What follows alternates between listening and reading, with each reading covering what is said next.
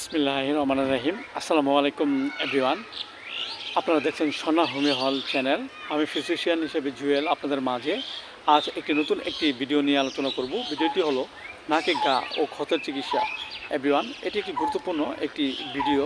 আমাদের হিউম্যান বডিতে নাকে ঘা একটি চর্মরোগ এবং এই রোগটি হওয়ার বিভিন্ন কারণ হয়ে থাকে। এর মধ্যে উল্লেখযোগ্য কারণ হলো অনেক সময় আমাদের মাঝে ঘন ঘন সর্দি কিংবা ঠান্ডা লাগে।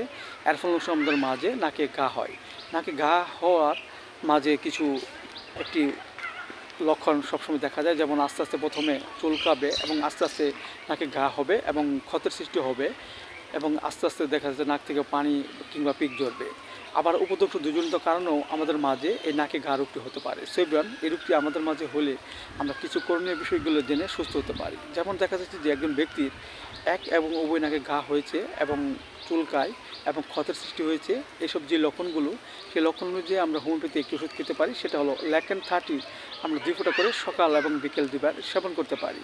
আবার দেখা যাচ্ছে যে একজন ব্যক্তির নাকের ভিতর ঘা রোগটি দেখা দিয়েছে এবং প্রচুর চুলকায় এবং নাকে আস্তে আস্তে ক্ষতের সৃষ্টি হয়েছে, এসব যে লক্ষণগুলো, সেই লক্ষণ অনুযায়ী আমরা হোমিওপ্যাথিতে একটি ওষুধ খেতে পারি। সেটা হলো হাইড্রোসিস 30 আমরা 2 ফোঁটা করে সকাল এবং বিকেল 2 বার সেবন করতে পারি।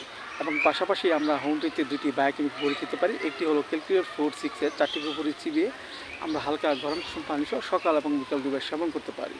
এবং বায়োকেমিক বড়ি স্যালিসিয়া 6 এর 4টি বড়ি চিবিয়ে আমরা হালকা গরম পানি সহ সকাল এবং বিকেল 2 বার সেবন করতে পারি। যার ফলে আমাদের মাঝে নাকে ঘা কিংবা ক্ষত যে রোগগুলো দেখা দিয়েছে তা আস্তে আস্তে কমে যাবে এবং আমাদের মাঝে সুস্থতা ফিরে আসবে। সেগুলো ভিডিওটি যদি ভালো লাগে অবশ্যই আপনারা লাইক দেবেন এবং ভিডিও সম্পর্কে যদি কিছু জানার থাকে তাহলে অবশ্যই আপনারা কমেন্টস বক্সে জানাতে পারেন। সবাই ভালো থাকেন। Thank you so much.